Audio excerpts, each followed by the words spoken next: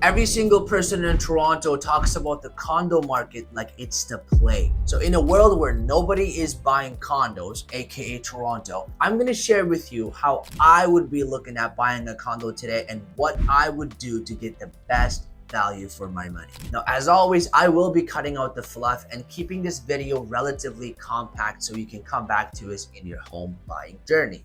And also, I want to absolutely emphasize it before I get started with this.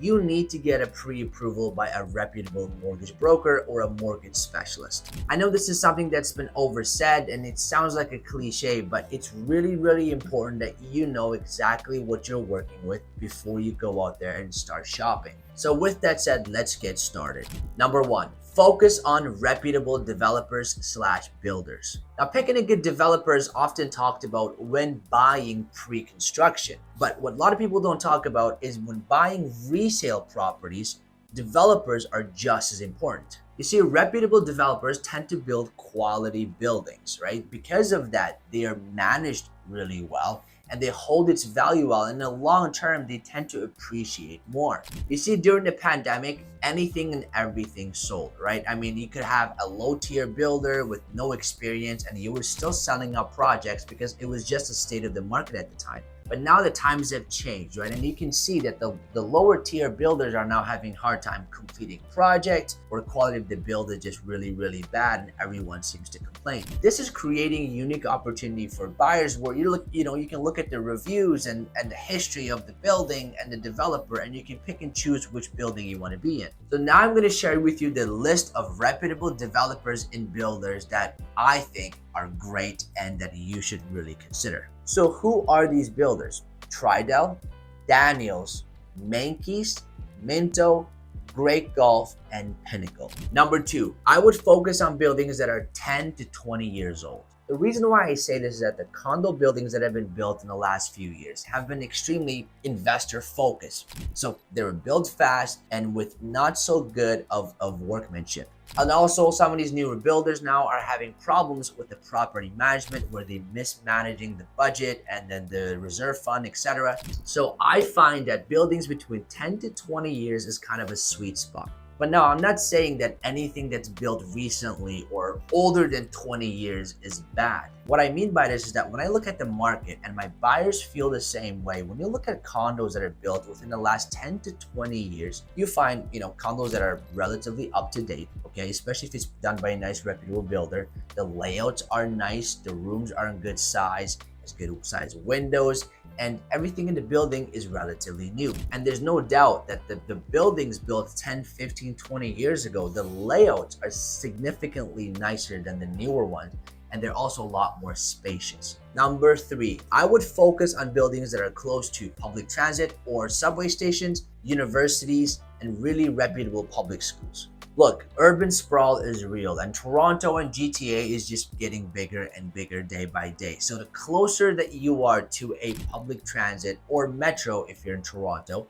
the easier your life will be. And also, if you decide to rent it out one day or if you're buying it as an investment, then it's easier to find tenants or quality tenants in there. Big universities or reputable public schools nearby is also a big plus. Number four, avoid units on the first or second level, or really in the lower level if you can.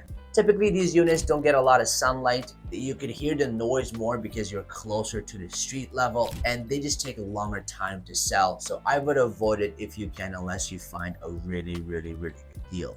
Number five, if your budget allows, I would go for a well laid out 2-bedroom condo apartment. The reason why I say this is that there are now a lot of 1-bedrooms, junior 1-bedroom studios. A lot of these tiny apartments are built for investors, but builders are no longer building these well laid out 2-bedroom condo units. And these well laid out 2-bedroom condos are kind of like buying a house with a big piece of land. I mean, they're very rare and they are going to be more rare down the line because families would want to be in them, right? Families don't want to live in a small 400 square foot junior 1-bedroom with no balcony. Now, of course, 1+ dens are nice, but at the end of the day, it's all about the layout. I've seen 1+ dens where the den doesn't, you can't really do anything with it. And then the bedroom is kind of wonky. So instead of that, right, if you can go for a really nicely laid out, spacious 1-bedroom, I think your money will go far. Which brings me to my point number 6. Don't buy those units with a sliding door as a bedroom door.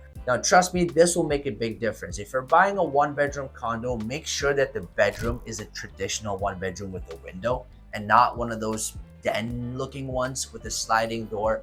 I would avoid those if you can, unless you're getting a massive discount. Number 7.